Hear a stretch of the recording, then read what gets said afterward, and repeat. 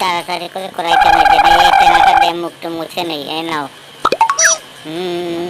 মুখটা মুছে নিয়ে তারপরে রুমে যাব। হাতটা মুছে নেই, প্রচুর ঘাম বেরিয়েছে।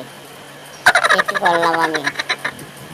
কালিমাটা দিয়ে দিলাম। এই ট্যাঙ্কিটা ধর।